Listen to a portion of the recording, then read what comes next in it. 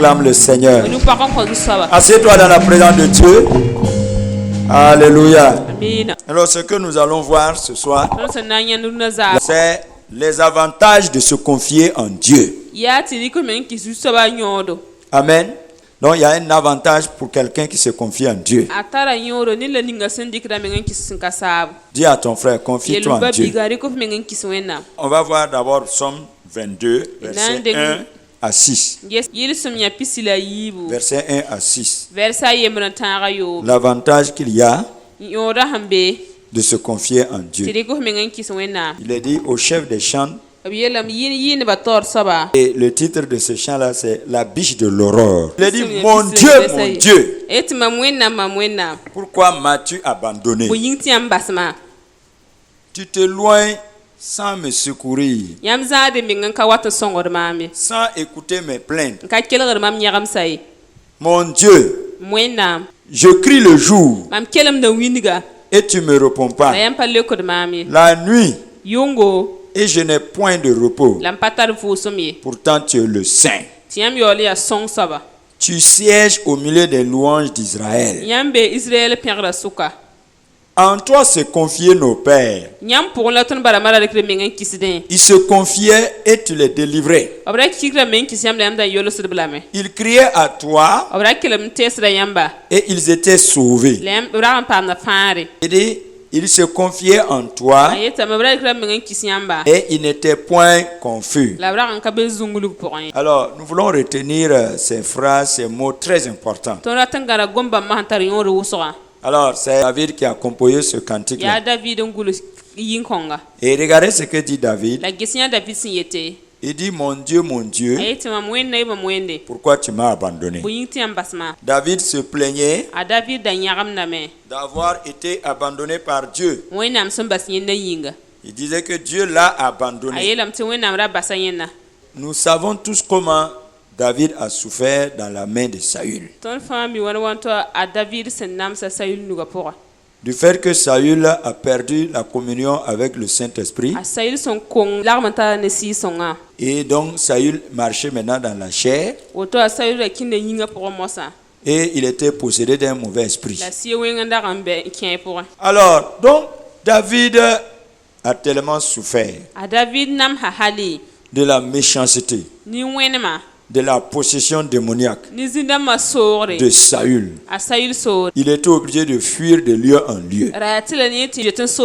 C'est dans ces circonstances-là que cet homme-là a préféré se confier en Dieu. Il a trouvé que pour son propre salut, face à un ennemi aussi puissant comme Saül, il fallait Dieu seulement. Il savait qu'aucune armée ne pouvait le défendre. Il savait que l'épée ne pouvait pas le sauver. Il se confiait seulement en l'Éternel. Et qu'est-ce qui l'a poussé à se confier en Dieu? Lui-même, il le dit. Il dit que nos pères, les pères, il veut parler des pères de la foi. Il veut parler de Samuel. Il veut parler de Moïse. Il veut parler de Gédéon. De Samson. L'histoire des livres des juges. Il veut parler de Jephthé. Il veut parler aussi de Josué. C'est d'eux-là qu'il parlait. Il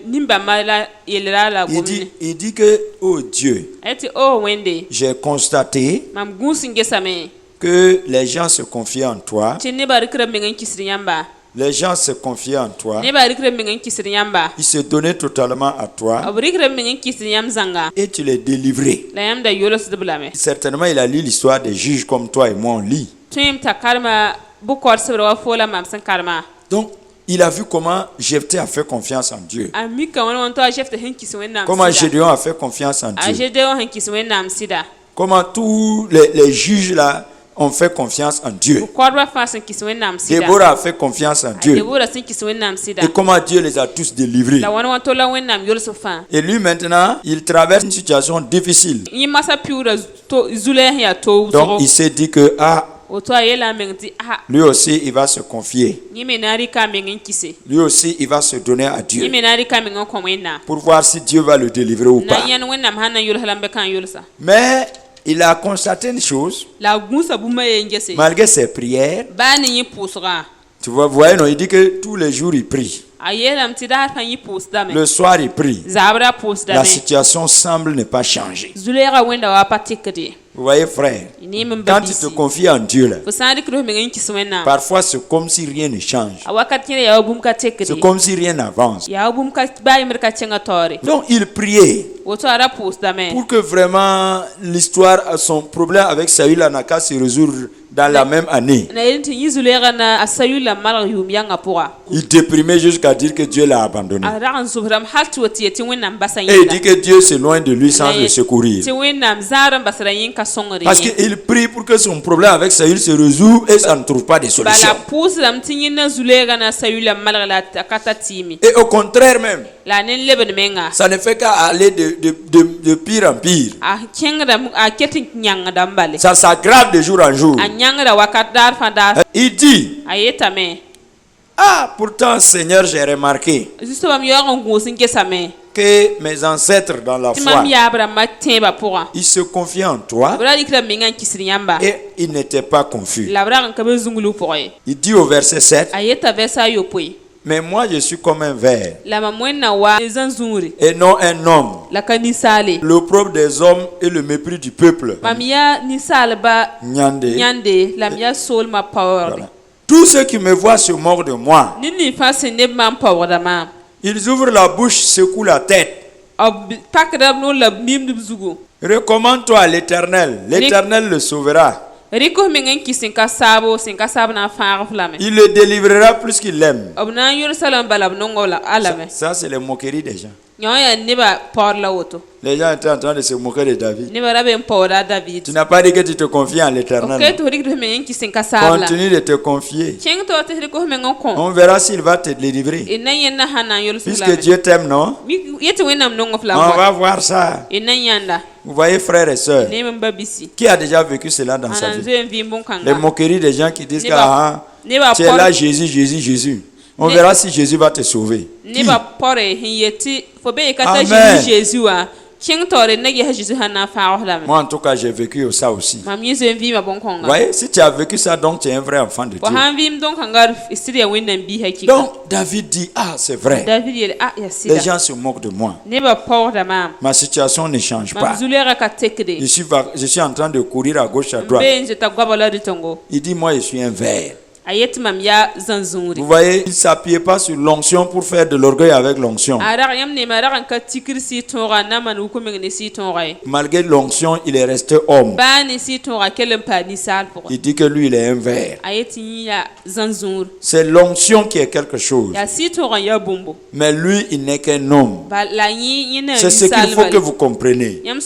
Même si vous avez le Saint-Esprit commun, même si vous avez la puissance de Dieu commun, vous demeurez des hommes, c'est-à-dire fragiles, faibles. Vous êtes chers. Laissez l'orgueil. Ne croyez pas que vous êtes quelque chose.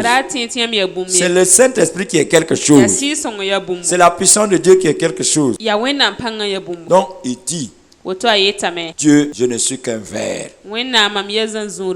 Lève ta main et dis, Seigneur, je ne suis qu'un ver. Sans toi, je ne suis rien. Je ne suis qu'un ver. Alors, gloire à Dieu. Alors, nous continuons. Nous allons voir Jérémie chapitre 17, versets 5 à 7. Donc, avant de parler de ça, je reviens dans le psaume 22. Vous voyez que c'est la même chose qu'on a fait à Jésus quand il était sur la croix, n'est-ce pas? Jésus aussi a crié, mon Dieu, pourquoi tu m'as abandonné? Donc c'est le psaume 22 que Jésus a lu à la croix là. Et à la croix, les gens se sont moqués de Jésus aussi. Ils lui ont dit que mais si tu es fils de Dieu, il faut descendre de la croix. Vous voyez comment la parole de Dieu s'accomplisse. Tout ce que David subissait, déjà le fils de Dieu allait subir aussi. Donc c'est la même chose que toi et moi. Ce que nous sommes en train de subir aujourd'hui. Il faut comprendre qu'il y a des chrétiens dans le monde qui subissent la même chose. Que la gloire revienne au Seigneur notre Dieu. Donc nous lisons Jérémie 17, verset 5. Maudit soit l'homme qui se confie dans l'homme. Il prend la chair pour appui et qui détourne son cœur de l'Éternel. Gloire à Dieu. Il est comme un misérable dans le désert et il ne voit point arriver le bonheur. Il habite les lieux brûlés du désert, une terre salée sans habitat. Mais verset 7 dit: béni soit l'homme qui se confie dans l'Éternel et dont l'Éternel est l'espérance. Il est comme un arbre planté près des eaux et qui étend ses racines vers les courants. Il n'aperçoit point la chaleur quand elle vient et son feuillage reste vert. Dans l'année de la sécheresse, il n'a point de crainte et il ne cesse de porter du fruit. Donc regardez cette vérité, c'est une vérité que Jérémie le prophète nous a dit de la part de Dieu lui-même. Celui qui marche dans la vérité,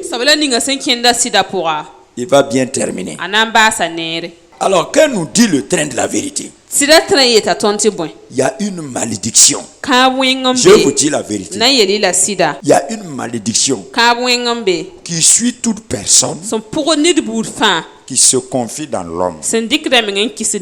Certains vont s'asseoir, ils vont dire qu'ils se confient en Dieu et non en l'homme. D'autres aussi vont croire qu'ils ne se confient pas en l'homme. Ou bien d'autres vont se dire, mais si je ne me confie pas en l'homme, je vais me confier en qui? Nous sommes des hommes et des femmes de foi. C'est la foi qui nous a réunis ici. C'est parce que nous avons la foi que Dieu existe que nous sommes devenus chrétiens. Vrai ou faux? C'est parce que nous avons la foi en Jésus que nous sommes devenus chrétiens. Vrai ou faux? Si tu n'avais pas foi en Jésus, là, tu vas te convertir. Si tu n'avais pas foi que Dieu existe, là, tu vas venir ce soir ici. Si tu n'avais pas foi à la réalité de Dieu, tu vas prier Dieu. C'est parce que nous avons la foi que nous prions, que nous venons à l'église, qu'on écoute la parole de Dieu. Balance ta main pour Jésus. Donc maintenant, écoutez-moi bien. On a la foi que Dieu existe. Mais on a un problème. On n'a pas confiance en Dieu. Une femme peut avoir son mari, mais ne pas avoir confiance en son mari. C'est vrai ou faux? Elle peut avoir des parents et ne pas avoir confiance en eux. Ta maman peut te dire, donne-moi ton argent, je vais garder. Et parce que tu n'as pas confiance en elle, tu ne vas pas lui donner. Donc croire que Dieu existe et puis avoir confiance en Dieu, c'est deux choses différentes. Beaucoup de gens croient en l'existence de Dieu, mais confiance en Dieu là, ça c'est un problème. Ils n'ont pas confiance en Dieu. Il faut que vous appreniez à lui faire confiance.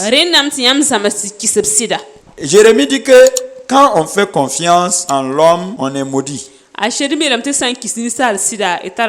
Quand on s'appuie sur la chair, on est maudit. Et cette malédiction est manifestée comment? Elle se manifeste par la misère, tu vas espérer le bonheur ne vient jamais. Et ta vie sera comme un désert. Pas de vie. Donc misère, pauvreté, désert, il n'y a pas la vie. Ça veut dire qu'il n'y a pas la joie. Il n'y a pas le bonheur. C'est là que viennent les murmures. C'est là que vient le péché. C'est là que vient la haine. Si tu haïs ton père parce que ton père ne te donne pas à manger, tu es en train de te confier en qui? En Dieu ou en ton père? Quand David a eu des problèmes là-haut, il a accusé son père. Il a dit quoi? Mon Dieu, pourquoi tu ne viens pas à mon secours? Est-ce que David a accusé quelqu'un? David a démontré par ça que lui se confie en Dieu. Celui en qui tu te confies là, quand tu as confiance en quelqu'un et la personne ne vient pas à ton secours, tu es déçu ou bien tu n'es pas déçu? Quand quelqu'un dans une église en veut au pasteur parce que le pasteur ne l'aide pas, il se confie en Dieu ou au pasteur. Quand tu en veux à ceux qui ont de l'argent dans l'église, voilà, ils viennent en 4x4. Moi, je suis assis chez moi. Il n'y a même pas du riz pour manger. Dans cette église, il n'y a pas l'amour. Cette personne-là, il se confie en Dieu ou bien dans les gens riches de l'église. Il ne se plaint pas que Dieu ne lui donne pas à manger. Pourquoi il ne se plaint pas? Parce qu'il n'a pas confiance en Dieu. Dans les foyers, ton mari te dit, ma femme, je n'ai pas l'argent pour te payer la moto là. Tu montes la bouche en haut comme ça. Tu te fâches. Tu as démontré que tu te confies en qui? En ton mari ou bien en ton Dieu? Pourquoi tu vas te fâcher contre lui si tu n'as pas confiance en lui? La Bible nous enseigne à ne pas faire confiance en l'homme. C'est la malédiction qui suit tous ceux qui se confient en l'homme. Une femme qui compte sur son mari là, elle va jamais prospérer. Elle sera misérable toute sa vie. Je vous parle sérieux. Des enfants qui comptent sur leur père, ils seront toujours misérables. Des chrétiens qui comptent sur leur pasteur, ils seront des chrétiens misérables. Dieu dit de ne pas compter sur vous. Vous pensez que Dieu est en train de dire forcément que tous les hommes sont des faux types? Non. Beaucoup comprennent ça comme si Dieu est en train de dire ne compte pas sur les faux types. Donc quand il voit le pasteur, non, le pasteur n'est pas un faux type. C'est un homme de Dieu. Si lui il promet, il va faire. Donc quand il voit le pasteur n'a pas respecté, il dit, lui aussi il est faux type comme les autres. Non, mon frère. C'est pas les faux types seulement qui ne respectent pas leurs paroles. Même les vrais types, ils n'arrivent pas à respecter, pas parce qu'eux ils ne veulent pas. Le faux type là-haut. La différence entre le faux type et le vrai type là, c'est que le faux type là, il va te dire qu'il vient à 18h30. Mais dans son cœur là, il a décidé de ne pas venir. Mais le vrai type là, c'est de tout cœur qu'il a décidé. Mais seulement, comme il n'est pas Dieu là-haut, il ne connaît pas demain. Plein de choses peuvent arriver. Il va changer de projet. Quelqu'un se lève et te dit que lui va prendre tes études jusqu'à l'université. Et puis toi aussi tu te lèves, tu sors. Tu es bête. C'est un homme. Tu es sûr que l'année prochaine, on ne va pas l'enterrer? Tu es sûr que le travail qu'il fait là, on ne va pas le licencier au service? En ce moment-là, comment il va tenir sa parole? Au moment où il te promettait là, l'argent remplissait ses poches. Une année après, il n'a même plus 100 francs dans ses poches. Et toi, tu veux que malgré tout ça là, il n'a qu'à respecter sa parole parce que lui, il est un enfant de Dieu, parce qu'il est homme de Dieu, parce qu'il est ceci. Mon frère, c'est pas possible. Et Dieu même ne va pas le condamner. Parce que ce n'est pas sa faute. C'est pas sa faute. Tu m'entends, non? Dis à ton frère, c'est pas sa faute. Ton mari te promet. Noël là, je te paye ta voiture. Noël arrive, il ne paye pas. Tu fais ta bouche en haut comme ça.